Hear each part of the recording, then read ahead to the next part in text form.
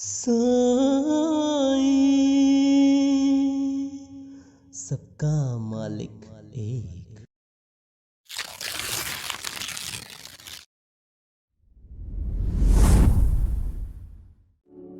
भारत भूमि सनातन काल से महान आध्यात्मिक विभूतियों योगी भूमि रही है। इस भूमि में 20वीं शताब्दी में एक ऐसे संत महात्मा ने ही नहीं, देवों के साक्षात अवतार ने भी जन्म लिया। वस्तुतः शिरडी के साईं बाबा ऐसे ही ईश्वर के अवतार थे। बाबा ने अपने आदर्श जीवन चरित्र से सभी धर्मों के भक्तों को सच्ची भक्ति का ऐसा उच्चादर्श दिया, जिसके द्वारा सबका मालिक एक है का मूल मंत्र देने वाले इस भगवान को युगों युगों तक उनके भक्त असीम व अपार श्रद्धा से स्मरण करते रहेंगे। साईं बाबा का जन्म 28 सितंबर 1835 में महाराष्ट्र के परभणी जिले के पतरी गांव में एक ब्राह्मण परिवार के घर में हुआ।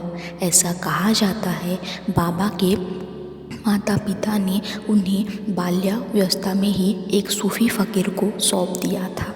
उन्होंने ही उस बच्चे को अपना लिया और प्यार से बाबा नाम रखकर उसका पालन पोषण किया। जब बाबा 8 साल के थे तभी उस फकीर की मृत्यु हो गई। फिर उस फकीर की पत्नी ने बाबा को उनके हिंदू गुरु वेंकुसा के पास सेलू गांव में भेज दिया और वहीं से बाबा को एक अद्भुत शक्ति उनके गुरु वेंकुसा ने दे दी थी। तब वे 15 साल के थे। औरंगाबाद जिले के धूप गांव के एक धनाढ्य मुस्लिम सज्जन की खोई घोड़ी बाबा के कथनानुसार मिल जाने से उन्होंने प्रभावित होकर बाबा को आश्रय दिया और कुछ समय तक बाबा वहीं रहे। इस चांद पाटिल के आश्रय में कुछ समय तक रहने के बाद पाटिल के निकट संबंधी की बारात अहमदनगर जिले के शिरडी गांव गई। उसके साथ बाबा भी गए। बाबा को वह जगह काफ़ी पसंद आई और वे वहीं एक जीर्ण मस्जिद में रहने लगे। खंडोबा मंदिर के सामने एक श्रद्धालु व्यक्ति मालसापति ने तरुण फकीर देखकर आओ साईं कहकर संबोधित किया। तभी से सभी लोग बाबा को साईं या साईं बाबा के नाम से पुकारने लगे। बाबा के नाम की उत्पत्ति साईं शब्द से हुई थी, जो मुसलमान के द्वारा प्रयोग में लाए जाने वाला फारसी का शब्द है, जिसका अर्थ होता है पूज्य व्यक्ति और बाबा पिता के लिए एक हिंदी शब्द है। श्रद्धा और सबूरी यही उनके विचार दर्शन का सार था। बाबा का मानना था कि कोई भी इंसान अपार धैर्य और सच्ची श्रद्धा की भावना रखकर ही ईश्वर की प्राप्ति कर सकता है। सबका मालिक एक वाक्य से साईं बाबा ने संपूर्ण जगत को सर्वशक्तिमान ईश्वर के स्वरूप का साक्षात्कार करवाया था। बाबा ने मानवता को सबसे बड़ा धर्म बताया है। कुछ लोगों का मानना है कि साईं के पास अद्भुत दिव्य शक्ति थी, जिनके सहारे वे लोगों की मदद करते थे।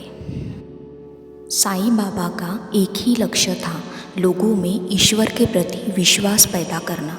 साईं ने उस मस्जिद में एक धूनी जलाई थी, जिससे निकली राख को उनसे मिलने वाले लोगों को देते थे। उसमें एक चिकित्सक शक्ति थी। वो हमेशा कहते थे, मुझ पर विश्वास करो, तुम्हारी प्रार्थना का उत्तर दिया जाएगा।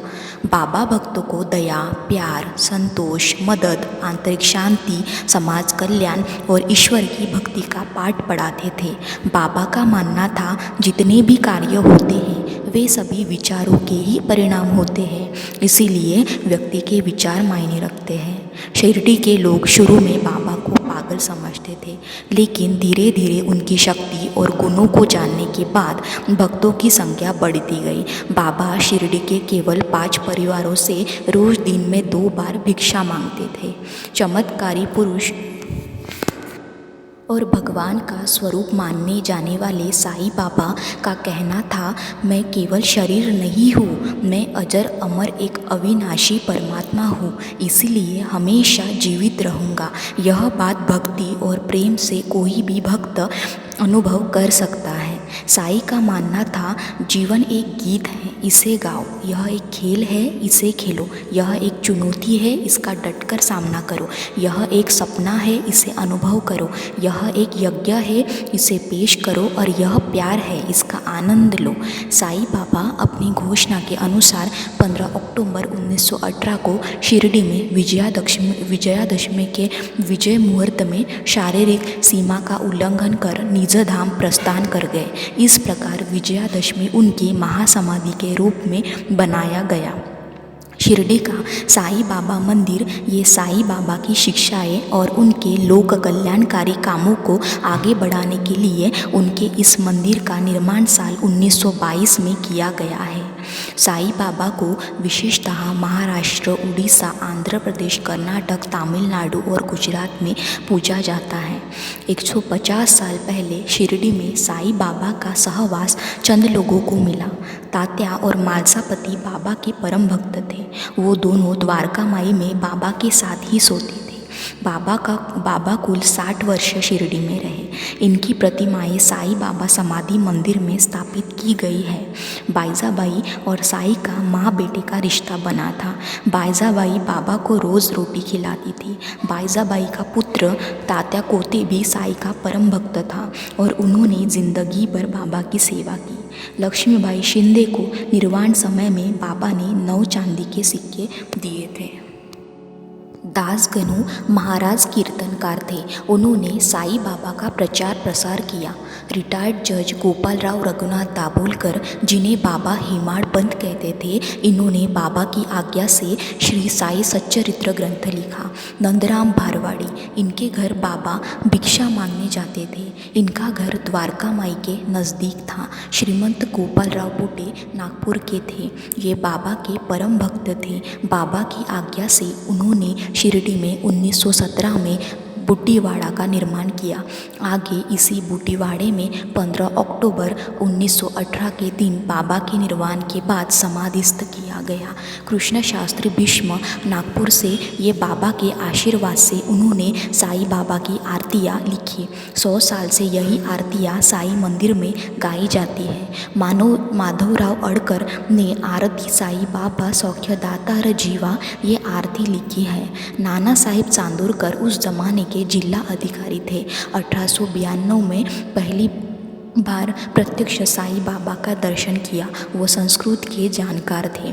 मद्रास के नरसिम्हा स्वामी, उन्होंने बाबा के परम भक्तों से बातचीत करके बाबा के हुए साक्षात्कार किताबों को जरिए दुनिया के सामने रखने का महान कार्य किया। यह परम भक्तों के अलावा सैकड़ों भक्तों को 100 साल पहले बाबा का प्रत्यक्ष दर्शन लेने का परम भाग्य मिला। साईं बाबा का पहला मंदिर शिवपुरी में स्थित है। बाबा के मंदिर में प्रतिदिन 20,000 श्रद्धालु आते हैं और त्योहारों के दिन ये संख्या 1 लाख तक पहुंच जाती है। बाबा के भक्त पूरे विश्व में फैले हुए हैं। सच में बाबा की लीला अपार है। केवल भक्तों में धैर्य और विश्वास की आवश्यकता है। बाबा ने कभी खुद को भगवान नहीं समझा। वो सबको एक समान ही मानते थे। साईं के रूप हजारों हैं, अनंत है। जिस तरह चाँद सूरज है, उन्हें कोई मिटा नहीं सकता, उसी तरह साईं बाबा का अस्तित्व को कोई मिटा नहीं सकता। साईं बाबा एक सर्वशक्तिमान थे, है और हमेशा रहेंगे। ये थी मेरे साईं बाबा की कहानी। Thank you. ओम साई राम।